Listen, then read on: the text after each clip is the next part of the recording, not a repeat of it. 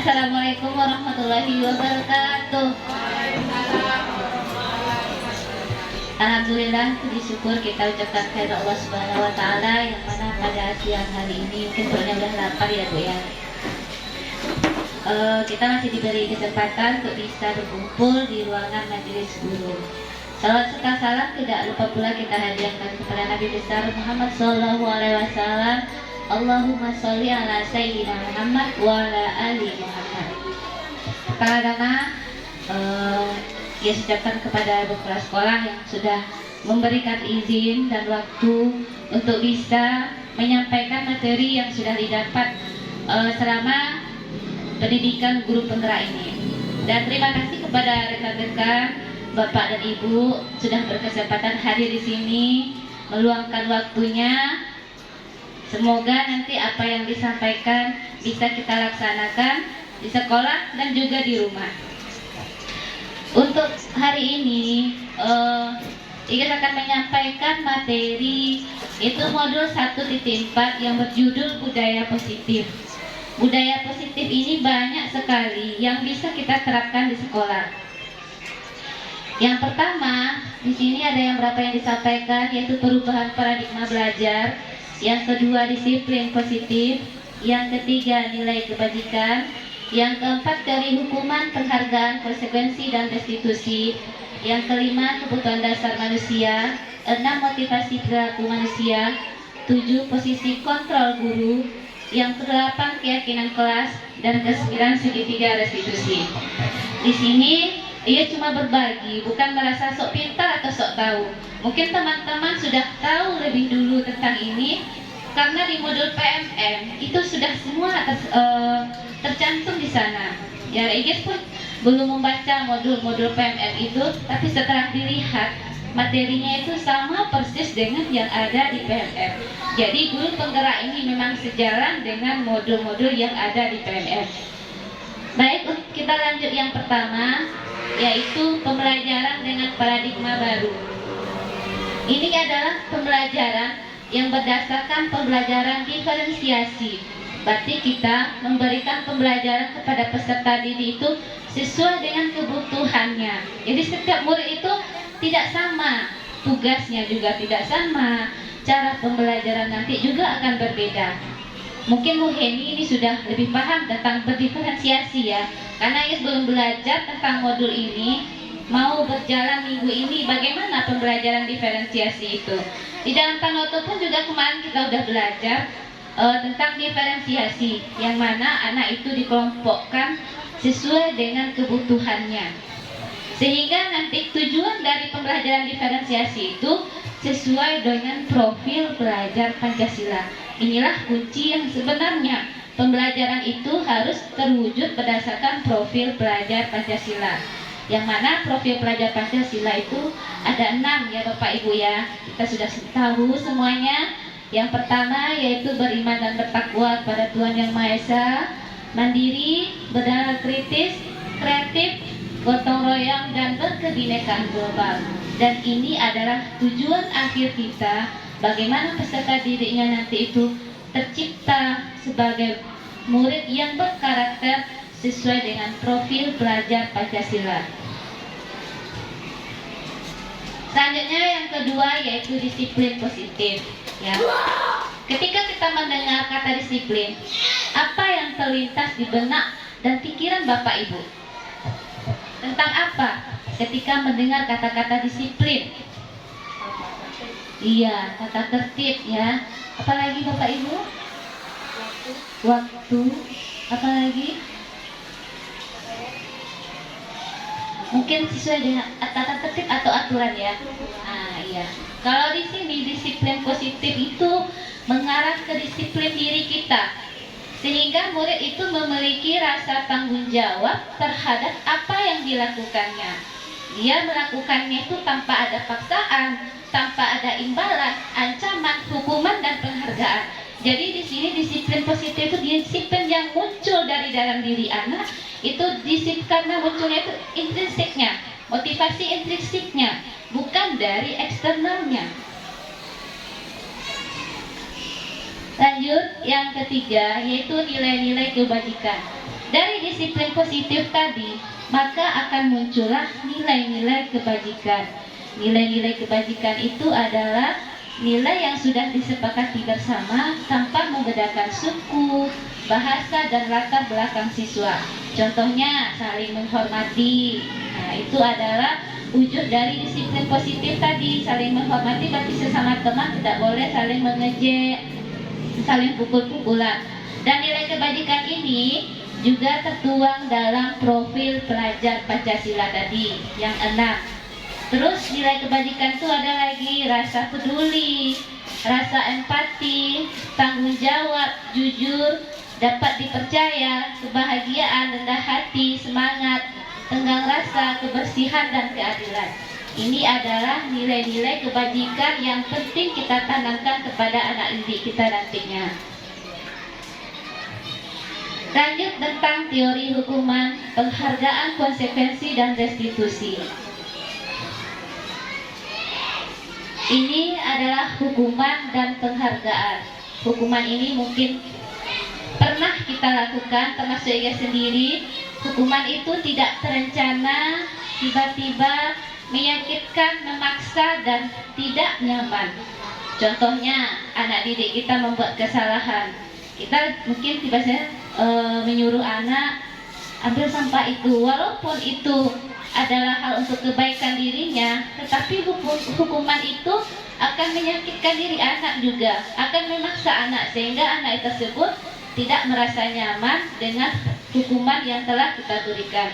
Ini disiplin ini tidaklah efektif kita gunakan, ya, hukuman. Terus yang kedua, penghargaan. Penghargaan ini juga tidak efektif karena sepertinya kita mungkin pernah melakukannya. Kita memberikan penghargaan kepada anak jika mendapat nilai 100, ya Bapak Ibu ya. Atau kemarin itu kita pernah memberikan penghargaan kepada anak-anak yang sudah hafal juz amma. Kita kasih mereka pena, kita kasih mereka pensil atau buku. Itu tidaklah efektif. Yang kita lakukan itu salah sebenarnya. Kenapa? Karena penghargaan itu akan merusak hubungan. Teman yang tidak dapat penghargaan pasti akan merasa dirinya kok dia saja yang dapat, ya. Terus yang kedua, akan menurunkan kualitas. Kualitas di sini maksudnya anak-anak itu tidak berkembang gitu. Dia hanya terfokus kepada penghargaan yang kita berikan. Oh iya, nanti seandainya saya dapat mengerjakan ini, seandainya bertambah hafalan saya akan dapat ini loh.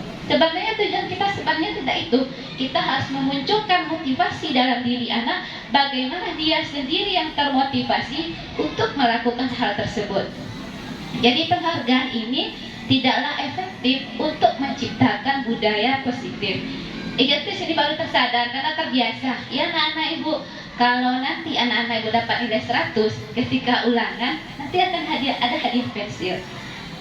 Itu yang kemarin-kemarin, tapi setelah menjalani ini, alhamdulillah sekarang nggak melaksanakan itu lagi karena tidaklah efektif itu kita lakukan.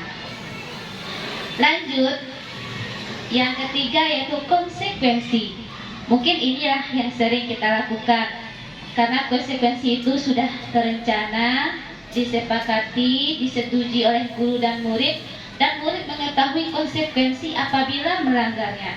Contoh, apabila anak-anak menumpahkan air minum, anak-anak sudah tahu konsekuensinya apa, mereka akan membersihkan tumpahan air minum tersebut.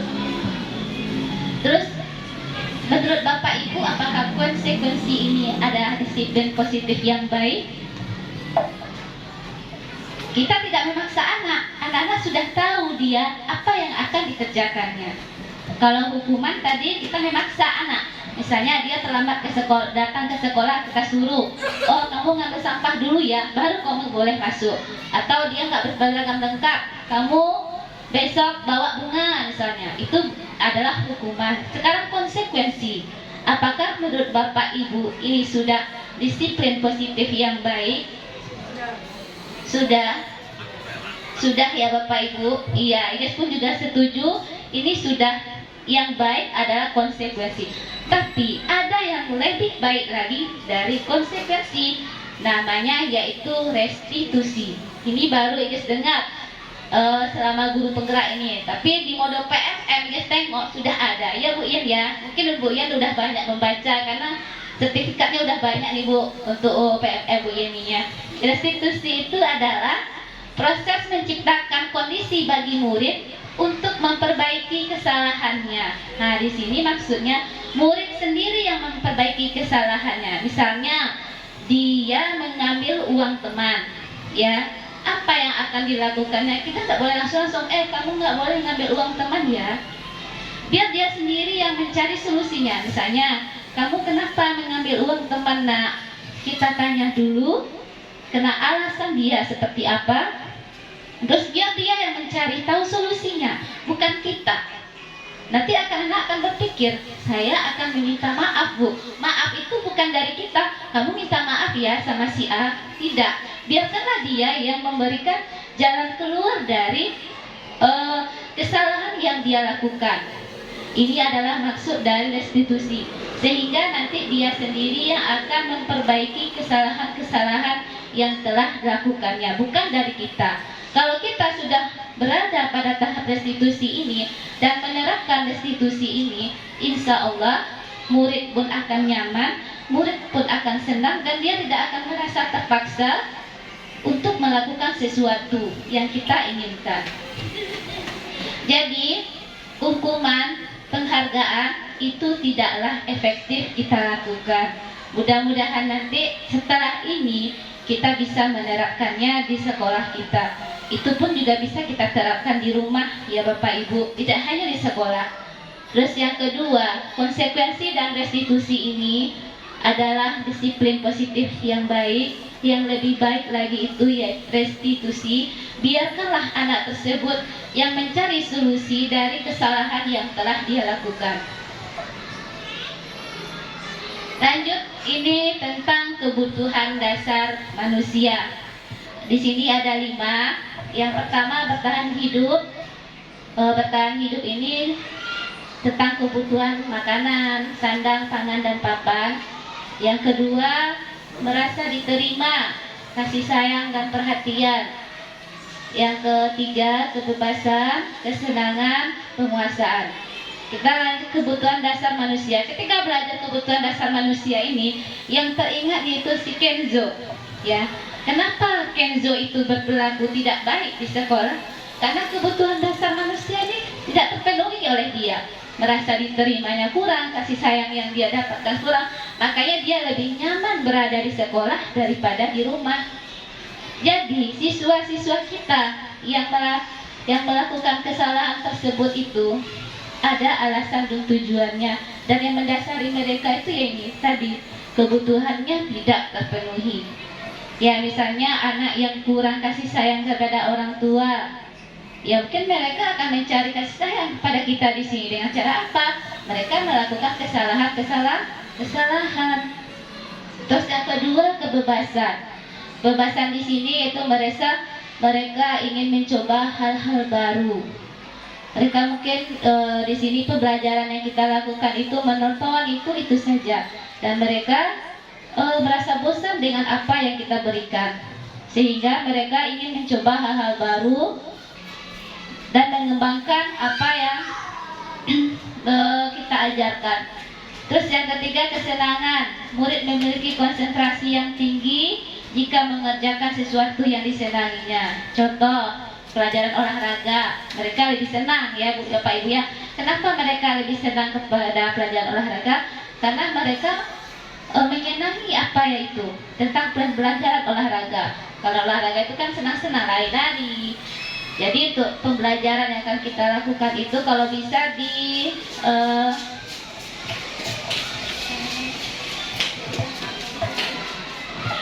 diselingi dengan bermain.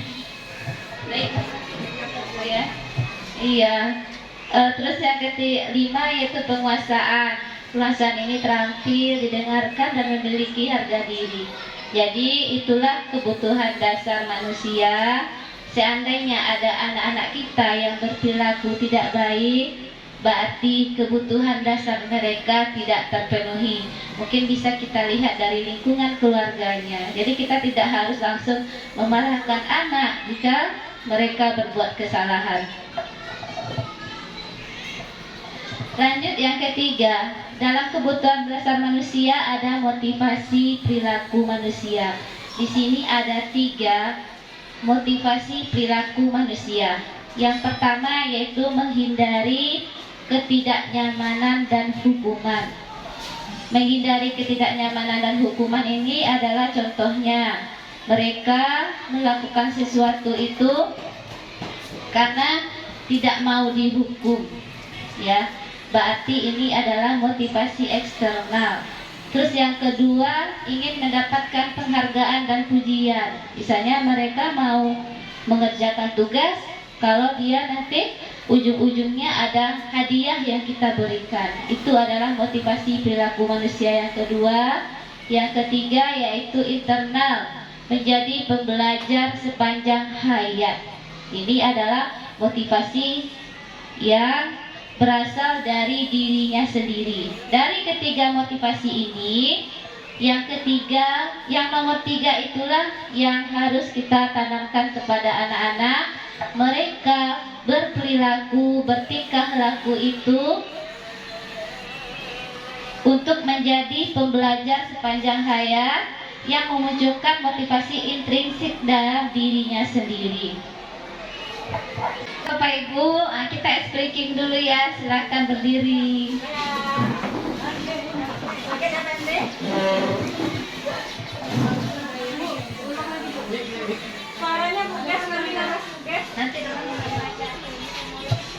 Nanti diputar-putar, bertepuk tangan, tangan diputar-putar, peganglah bahu, tangan diputar-putar, peganglah lutut, digoyang-goyang, digoyang-goyang, digoyang-goyang, putar-putar, bertepuk tangan, tangan diputar-putar, peganglah bahu, tangan diputar-putar, peganglah lutut, digoyang-goyang, digoyang-goyang, digoyang-goyang, diputar-putar, diputar ke atas, diputar-putar, diputar ke bawah, diputar-putar, diputar ke kanan, diputar-putar, diputar ke kiri.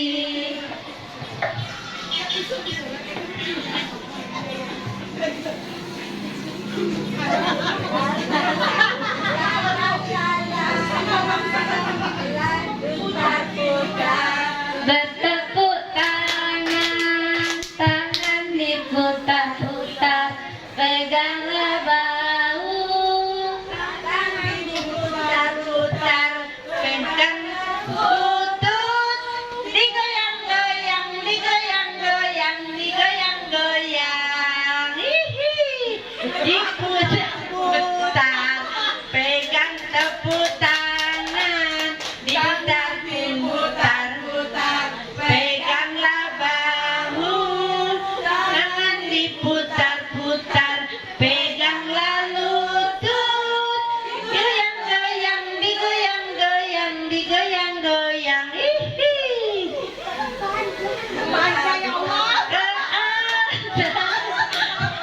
putar-putar, putar ke bawah, diputar-putar, putar, diputar-putar.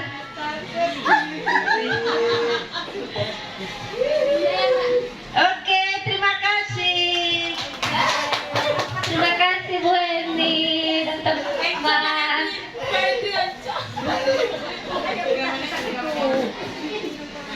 Aduh, lanjut lagi.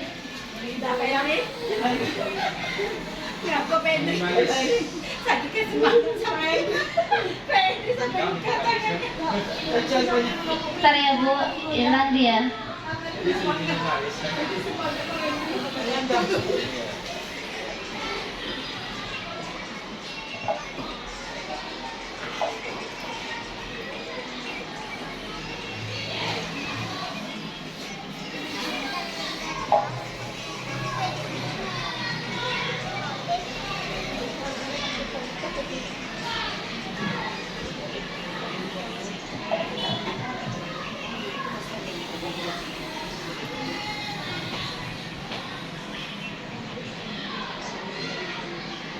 Dan kita lanjut lagi tentang motivasi perilaku manusia, yang mana ada 3 motivasi perilaku manusia melakukan suatu kegiatan.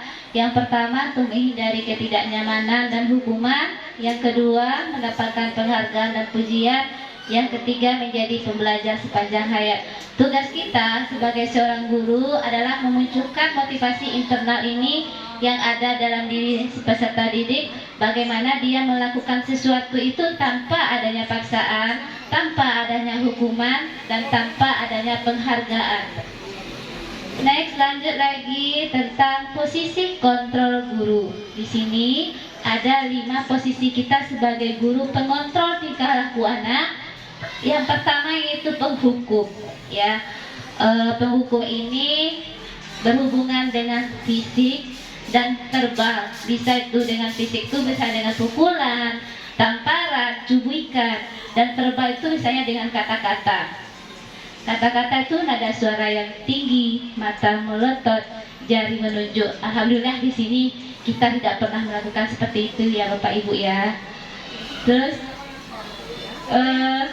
selanjutnya akibatnya apa kalau kita menjadi guru penghukum?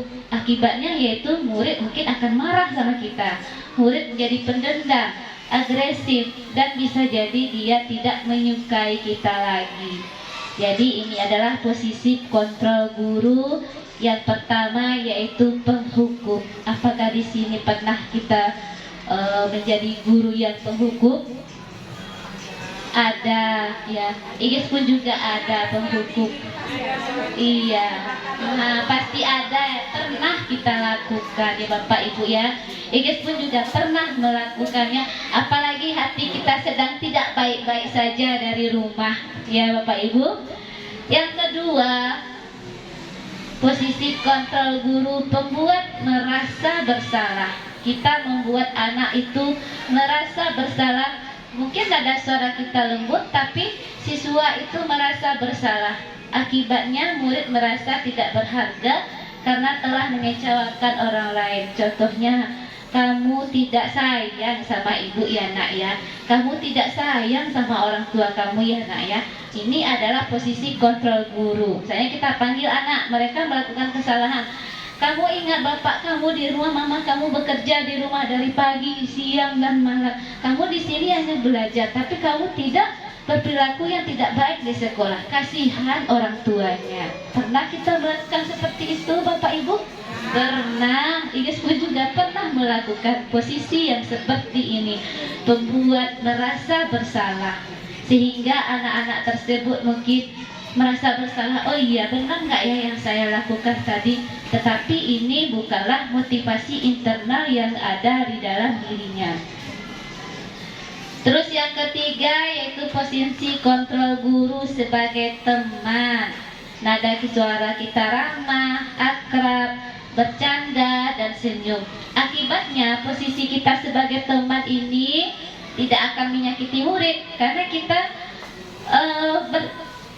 memberikan arahan kepada murid itu ya dengan bercanda, dengan senyuman. Ya, murid itu tidak mandiri jadinya, menjadi ketergantungan dengan kita. Kan ada ibu yang nanti akan membela saya, ya.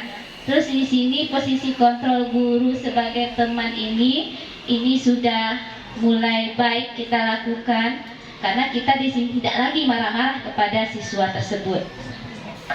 Yang keempat, posisi kontrol guru pemantau atau mengawasi. Di sini fungsinya yaitu mengarahkan murid berdasarkan peraturan dan konsekuensi. Yang mana peraturan tadi ya sudah disepakati bersama, berarti anak tahu apa konsekuensi yang akan diterimanya. Tugas kita di sini hanya mengontrol perilaku murid. Jika mereka melakukan kesalahan, kita yang mengingatkan murid tersebut kalau melakukan kesalahan ini konsekuensinya apa yang akan kita terima.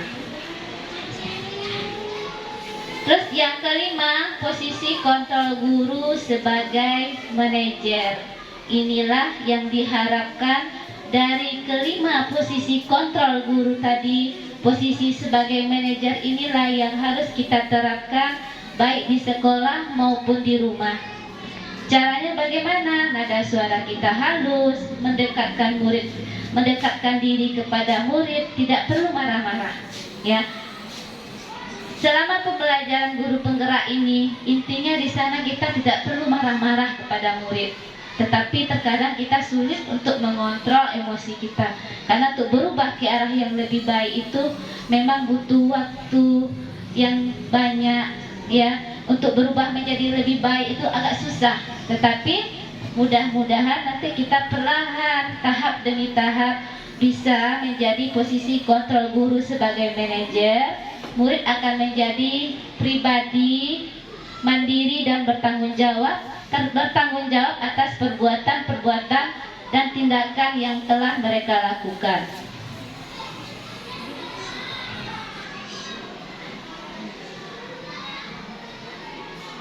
Tentang posisi kontrol guru ini ada yang mau ditanyakan Bapak Ibu? Di sini ada penghukum, pembuat merasa bersalah, teman, pemantau, dan manajer. Kalau ada yang mau ditanyakan boleh Bapak Ibu. Ya boleh Kak. Yang 1 sampai ini posisi guru. Ini mau tanya Bu Ges, posisi guru itu tidak ada 5. Jadi yang 1, 2, 3 itu tidak boleh kita laksanakan gitu ya. Jadi 4 sama 5 itu yang boleh gitu ya. Oh gitu.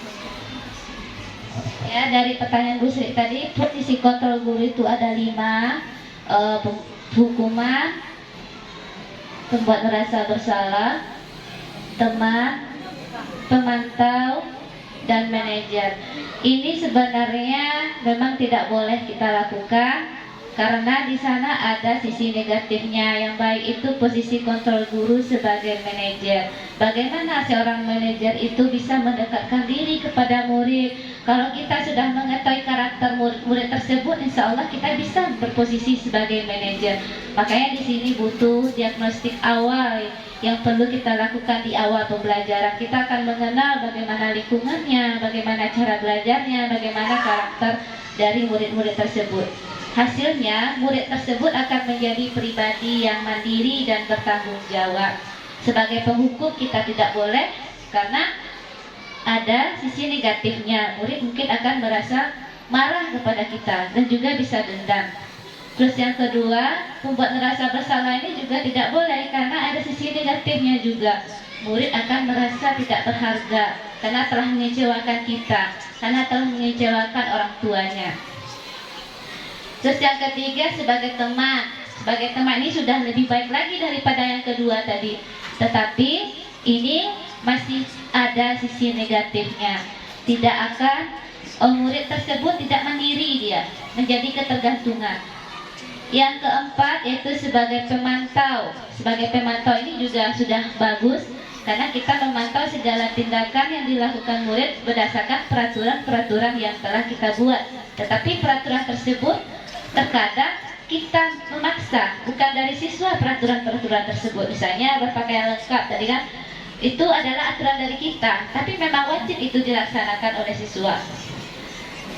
Terus yang kelima yaitu sebagai manajer. Nah, inilah harapannya kita semua guru bisa berposisi sebagai manajer. Nanti di flyer berikutnya ada langkah-langkah bagaimana posisi kita itu sebagai manajer. Lanjut kita keyakinan kelas. Dulu mungkin kita mendengar kesepakatan kelas, ya waktu zamannya Bu Heni kesepakatan kelas ya Bu Heni. Sekarang berubah nama lagi menjadi keyakinan kelas. Kenapa keyakinan kelas? Ada yang tahu Bapak Ibu? Mengapa keyakinan kelas? Mengapa tidak peraturan kelas? Mengapa tidak kesepakatan kelas? Mengapa itu berubah? Ada bisa ini? Boleh. Kalau peraturan itu kan dibuat ya istilahnya ditentukan salah satu pihak ya. Kalau kesepakatan berarti dua belah pihak. Tapi kesepakatan kalau tidak dilaksanakan atau tidak yakin dengan peraturan itu ya percuma saja. Jadi kalau keyakinan apa yang sudah kita buat yakin bahwa itu akan berubah baik untuk kita atau lingkungan kelas kita, itu mungkin yang lebih baik. Mungkin itu Bu Des. Ya, terima kasih kepada Bu Heni. Benar yang dikatakan Bu Heni. Kenapa ini selalu berubah dari awalnya dulu kita tahu peraturan kelas, kesepakatan kelas, dan akhirnya sekarang menjadi keyakinan kelas ya. Yang mana keyakinan kelas itu kita yakin untuk melakukannya. Kalau kemarin kesepakatan kelas mungkin itu hanya sekedar kesepakatan. Kita tidak yakin untuk melaksanakannya. Jadi makanya dia berubah menjadi keyakinan kelas. Kesepakatan kelas itu mungkin hanya berupa tulisan-tulisan, jangan membuang sampah sembarangan. Nah, itu adalah kesepakatan saja. Kalau keyakinan kelasnya yaitu tidak membuang sampah ke sembarangan, itu tidak membuang sampah pada tempatnya, berarti nilai-nilai keyakinannya itu apa? Harus menjaga kebersihan. Lanjut, ciri-cirinya keyakinan kelas ini ya bersifat konkret, sama dengan kesepakatan kelas, dibuat dalam bentuk kalimat positif. Terus yang ketiga, keyakinan itu tidak perlu terlalu banyak sehingga mudah dipahami siswa. Selanjutnya, seluruh warga kelas harus ikut terlibat dalam pembuatan keyakinan kelas ini. Jadi setiap kelas harus membuat keyakinan kelas supaya kita tadi bisa melaksanakan posisi kontrol guru sebagai manajer. Karena nanti ujung-ujungnya pasti yang akan ditanya itu keyakinan kelas kita apa, nak? Kenapa kamu melakukan kesalahan tersebut? Apakah sudah sesuai dengan keyakinan kelas kita?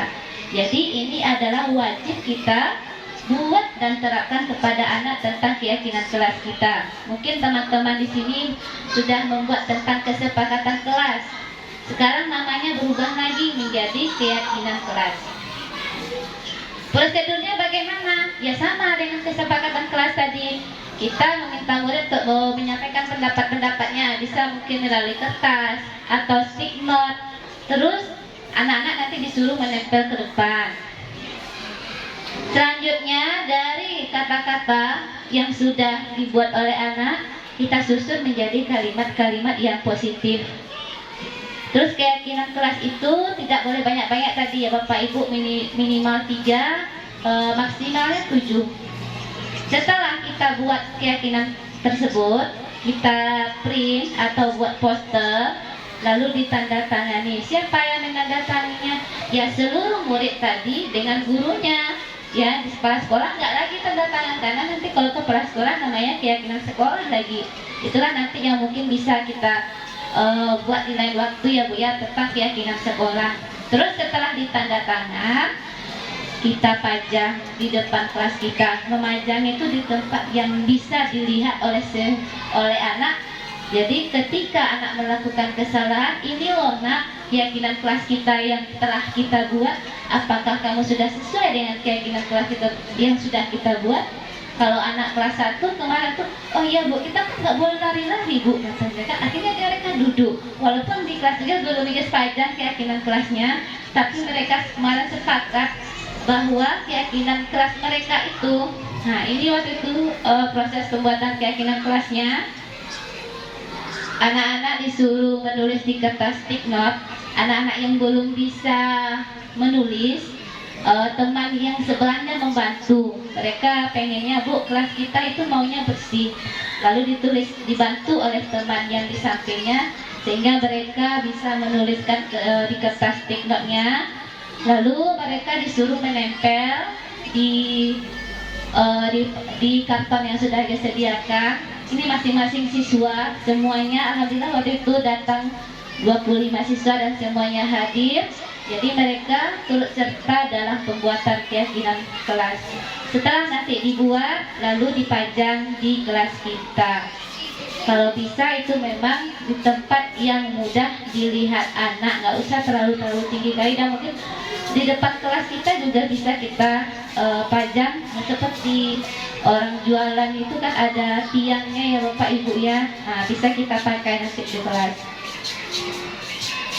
Lanjut lagi tentang segitiga restitusi. Tadi restitusi itu adalah tindakan yang kita lakukan untuk menyelesaikan permasalahan siswa sehingga siswa tersebut bertanggung jawab atas kesalahannya. Di sini ada namanya segitiga restitusi.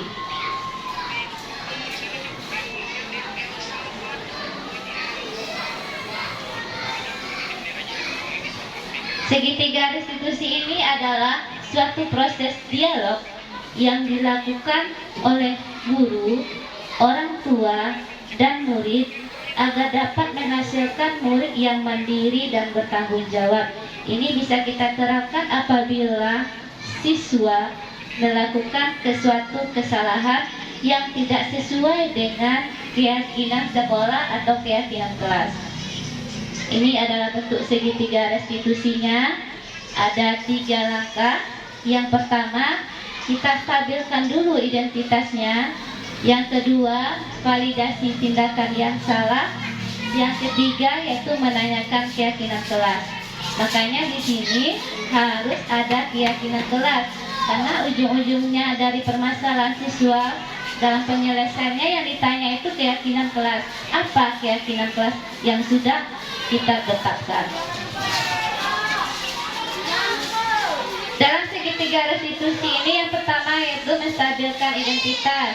Di sini bisa kita panggil siswa tersebut, kita memberitahukan kepada anak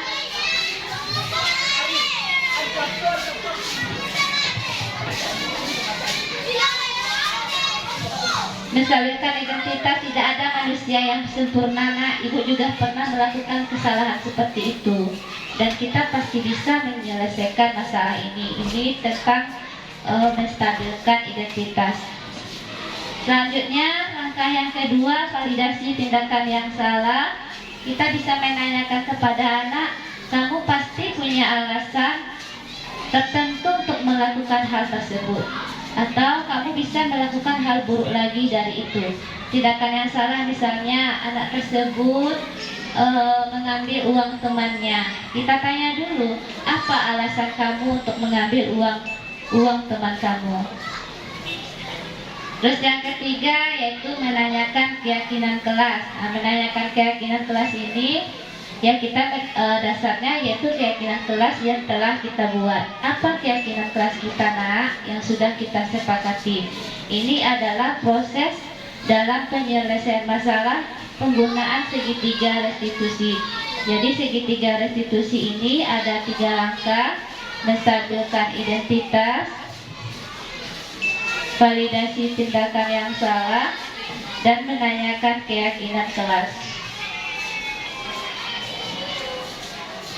Contohnya, segitiga restitusi itu kemarin ada anak kelas 5B, 5A ya, anak Wita kemarin boleh panggil. Sebelumnya dia minta uang temannya, uang adiknya yang kelas 2 Bu Sri ya. Kebetulan kemarin udah ambil video, cuma videonya dihapus oleh Rifat. Jadi di sini kemarin itu Iis manggil si Devi. Ya, yang pertama yang Iis lakukan ke sana, nak, kamu tahu kenapa ibu panggil ke kantor? Dan Devi itu menjawab, tahu bu, katanya. Apa nak kesalahan kamu? Kemarin saya hanya minta uangnya Rehan kelas 2A. Jadi kita nggak perlu marah-marah dulu kepada anak, kita tanyakan dulu alasannya kenapa dia kita panggil dari sini. Dia yang menceritakan langsung, bukan kita. Oh, Devin, kemarin kamu minta uangnya Rehan ya? Bukan itu yang kita harapkan dalam segitiga restitusi ini. Kita tanyakan dulu kepada anak. Terus selanjutnya, itu adalah contoh menstabilkan identitas ya Bapak Ibu ya. Kita tanya kepada anak, kenapa kita memanggil beliau ke kantor atau di suatu tempat di kelas, dan kita tidak boleh melaksanakannya itu dalam banyak anak. Mungkin nanti kalau ada teman-temannya, mungkin mereka nggak mau jujur dengan kita. Selanjutnya yaitu validasi tindakan yang salah. Kita tanyakan, alasan kamu melakukan perbuatan seperti itu apa, nak? Dan kemarin si Devin itu menjawab, dia masih lapar, uangnya sudah habis. Nah, jadi makanya dia meminta uang Rehan. Itulah alasan beliau kenapa dia meminta uangnya Rehan. Terus setelah kita tanya alasannya, kita tanyakan yaitu tentang keyakinan. Mungkin di kelas kita udah ada buat kesepakatan ya. Udah. Maka kemarin itu Devi menjawab keyakinannya kita tidak boleh mengambil uang teman katanya. Iya, itu benar. Kita nggak boleh mengambil uang teman karena itu adalah perbuatan yang tidak baik. Terus selanjutnya setelah ditanyakan seperti itu, lalu ia minta bagaimana cara kamu memperbaiki kesalahan yang telah kamu lakukan. Jadi bukan kita di situ, kamu harus mengganti uangnya Rehan ya, kan seperti itu. Kita tanya dulu kepada anak, nanti anak akan mengeluarkan idenya sendiri, bagaimana dia menyelesaikan masalahnya sendiri. Jadi si David itu kemarin saya akan minta maaf kepada Rehan Bu. Kebetulan uangnya belum sempat diambil ya Bu Sri ya. Belum. Iya belum sempat, tapi hanya meminta saja. Jadi si David itu meminta maaf kepada Rehan. Itulah solusi yang diberikan oleh Rehan, dan dia berjanji untuk tidak akan mengulanginya lagi. Jadi inilah cara penerapan segitiga restitusi dalam yang 3 langkah nih. Kita stabilkan dulu identitasnya. Setelah stabil, kita validasi tindakan yang salah. Kita tanyakan kepada anak kenapa beliau melakukan hal tersebut. Terus selanjutnya yaitu kita tanyakan ya keyakinannya, keyakinan sekolah atau keyakinan kelas. Kalau memang itu melanggar peraturan sekolah, berarti nanti dia akan menyelesaikan sendiri bagaimana dia mengatasi perilaku yang telah mereka lakukan. Misalnya, contohnya dalam setiap upacara banyak siswa yang tidak berpakaian lengkap, tapi pasti orangnya itu saja ya Bapak Ibu ya. Yang nggak memakai pakaian lengkap itu saja orangnya. Nanti kita bisa menerapkan segitiga restitusi ini. Mungkin kita panggil dulu dia secara pribadi-pribadi. Kenapa beliau seperti itu? Terus bisa jadi kita melibatkan orang tua di sini. Karena kalau tanpa ada kerjasamanya orang tua, ini tidak akan berjalan dengan baik. Karena yang tidak berpakaian lengkap itu kadang orang tuanya tidak peduli atau malah tidak tahu sama sekali bahwa anaknya setiap Senin upacara bendera tapi pakaiannya tidak dilengkapi dari rumah. Ini adalah contoh segitiga restitusi yang saya lakukan kemarin ini sama Zaki. Sebenarnya anaknya ini bukan ini teman. Kalau ditanya anak yang lain nanti jawabannya itu melenceng-lenceng. Videonya udah beberapa kali dibuat, cuma nggak sempurna. Bersama Zaki lah ini yang merasanya agak sempurna tentang segitiga restitusi ini.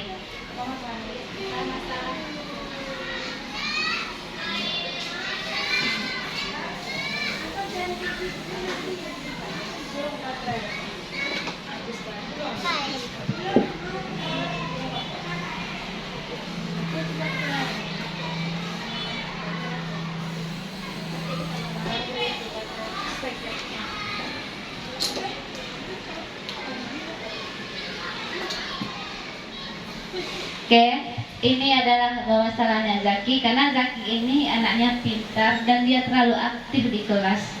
Jadi dia tuh kadang-kadang berlari-lari juga di dalam kelas, dia mengganggu temannya yang belum selesai.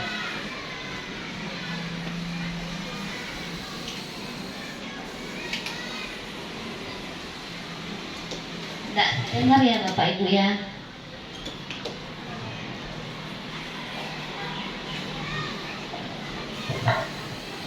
Berarti harus pakai speaker.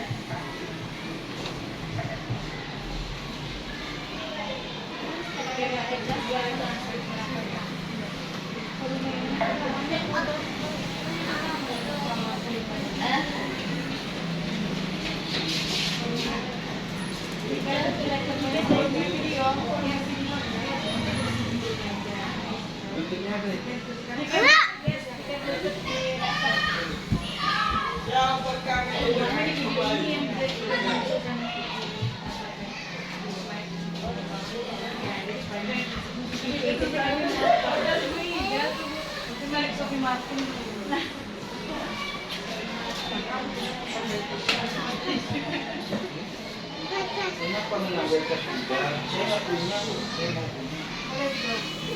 Atas juga menarik. Advice.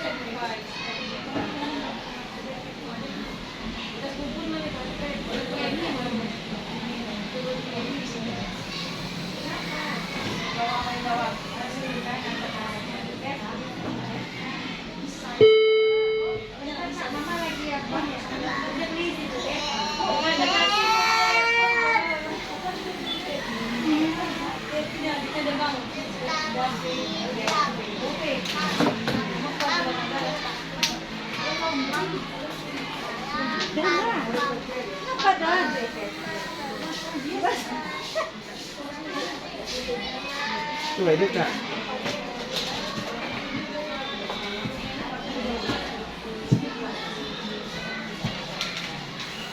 Volumenya mati.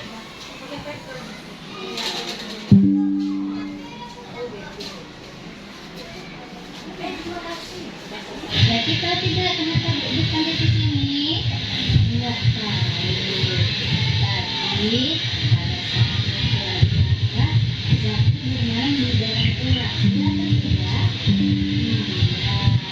menurut Zaki bermain di dalam kelas itu perbuatan yang salah atau tidak salah sudah sudah pernah berbuat salah ya tapi kita berjanji tidak akan mengulanginya lagi ya.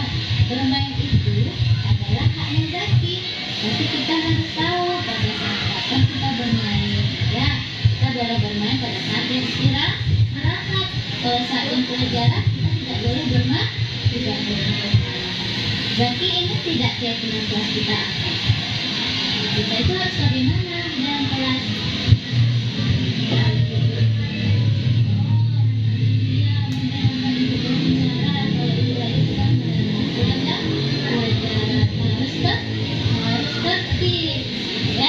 Sini juga tidak menyalahkan Zaki ya tapi mencarikan solusi supaya Zaki tidak bermain lagi saat jam belajar apa yang Zaki lakukan tidak mendengarkan itu berbicara kalau tugas Zaki sudah selesai apa yang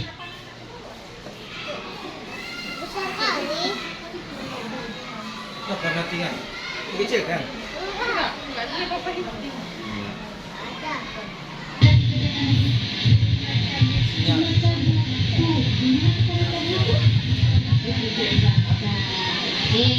Mulai kapan Zaki menerapkan supaya Zaki tidak bermain lagi saat jam pelajaran? Mulai kapan? Mulai hari ini atau besok? Mulai besok. Jadi mulai besok Zaki tidak akan bermain lagi pada saat jam pelajaran. Zaki akan berusaha untuk tertib. Kalau tugas Zaki sudah siap, Zaki membaca buku di pojok. Oke, setuju? Setuju. Oke, itu adalah contoh penerapan segitiga restitusinya. Kita memanggil anak ke suatu ruangan. Kalau seandainya memang anak itu melakukan kesalahan, kita panggil dia face to face.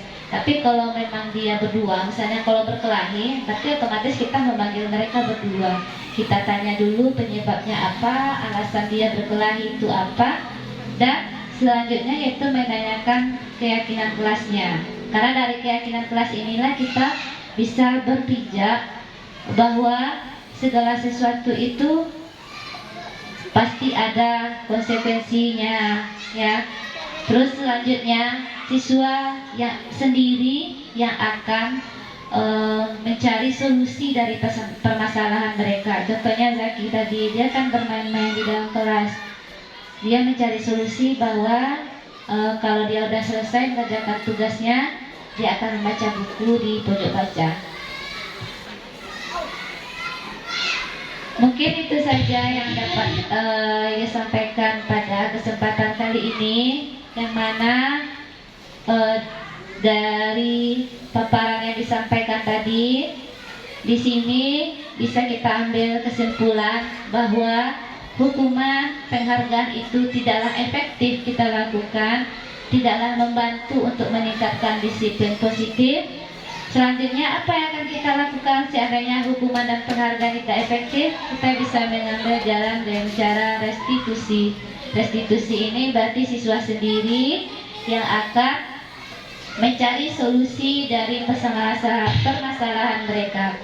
Terus yang kedua, kesimpulan yang dapat kita ambil di sini bahwa manusia itu mempunyai 5 kebutuhan dasar. Seandainya salah satu saja kebutuhan dasar mereka tidak terpenuhi, mereka akan berperilaku tidak sesuai dengan aturan.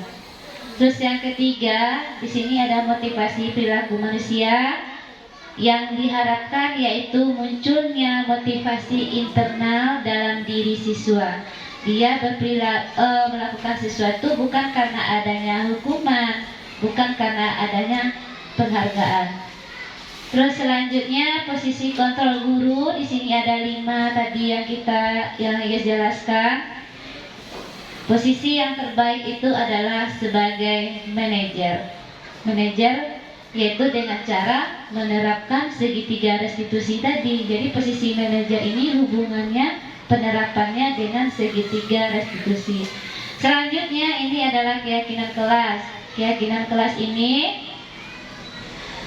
wajib kita buat di kelas kita masing-masing, supaya nanti kalau seandainya siswa melakukan kesalahan, tolak ukur kita ini ya keyakinan kelas. Next, Tiga restitusi ini ada yang dijelaskan yang harus kita lakukan. Kita stabilkan dulu identitasnya dalam validasi tindakan yang salah dan meningkatkan keyakinan kelas. Itu adalah langkah-langkah tiga restitusi. Mungkin hanya itu yang dapat disampaikan. Banyak salah. Ini adalah tahap belajar. Ya, mudah-mudahan untuk yang belajar seperti ini bisa menjadi lebih baik lagi, terutama untuk berbicara di depan umum. Sekarang ini cuma berbicara di depan teman-teman. Mudah-mudahan nantinya bisa lebih baik lagi. Karena di pendidikan pemula ini memang kita diajarkan cara berbicara, bagaimana kita itu bisa menularkan ilmu-ilmu yang sudah kita berikan itu kepada teman-teman. Tentunya kita silakan di sekolah kita. Kalau ada salah dan kata, mohon maaf, dan mungkin meminta waktu Bapak Ibu semuanya kalau 50 menit pengajian dari Anda. Terima kasih kepada kepala sekolah dan teman-teman yang sudah meluangkan waktunya. Diucapkan Assalamualaikum warahmatullahi wabarakatuh. Waalaikumsalam warahmatullahi wabarakatuh. Mantap. Ya, banyak salah-salah.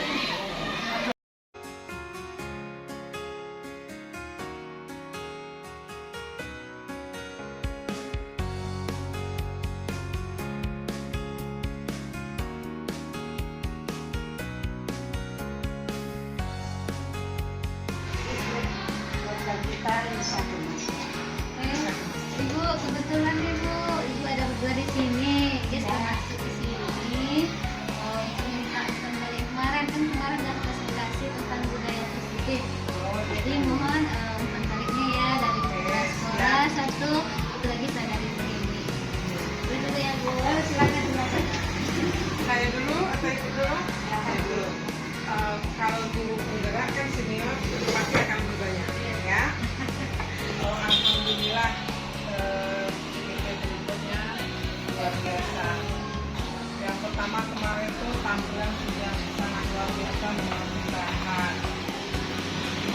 Cuman umpan balik sedikit, mungkin juga karena keterbatasan waktu, keterbatasan waktu dengan peserta karena kita Indonesia itu cuma pengembangan materi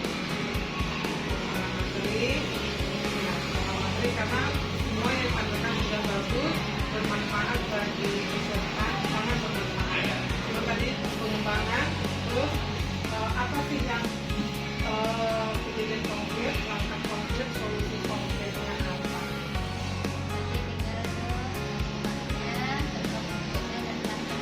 Langkah seperti apa yang akan kita lakukan? Terima kasih Ibu. Mudah-mudahan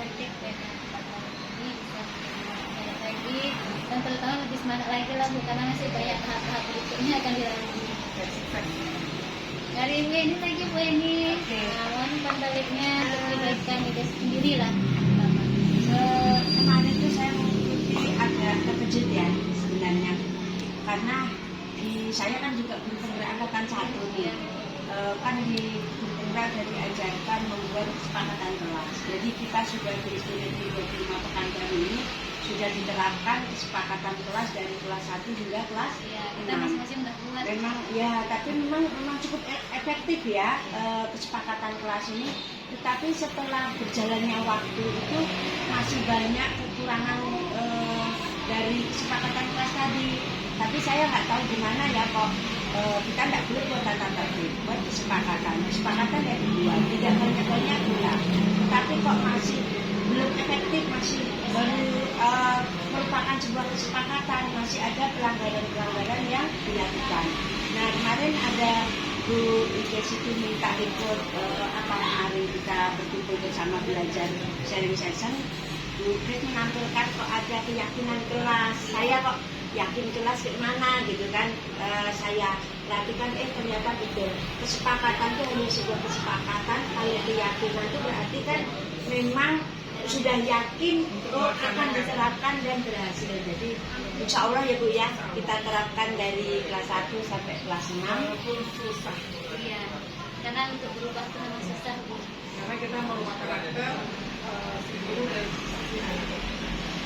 Insya Allah nanti kami gerakan Jumaya Buya dibantu Bu Kes nih ya, karena yang mungkin lebih banyak pengetahuan tentang keyakinan kelas tahap-tahapannya kemarin juga kita terapkan dari kelas 1 sampai kelas 6. Semoga apa ya, dengan keyakinan kelas ini bukan hanya murid tapi guru juga yakin bahwa anak-anak kita ini akan menjadi seperti karakter program belajar Pancasila. Anak-anak kita bersama nanti bisa kita sampaikan bagaimana mimpi dan mimpinya. Harapan kita lagi, Bu Kes DPP yang tahun ini bisa menjadi pilot project. Iya, ini menjadi generus lagi ya. Ada GP-GP yang lain lebih banyak di sini. Karena karena semangat nampaknya itu kan ada banyak kita yang mendaftarkan. Ada kata 10 ada anggaran, kata 11 juga masuk.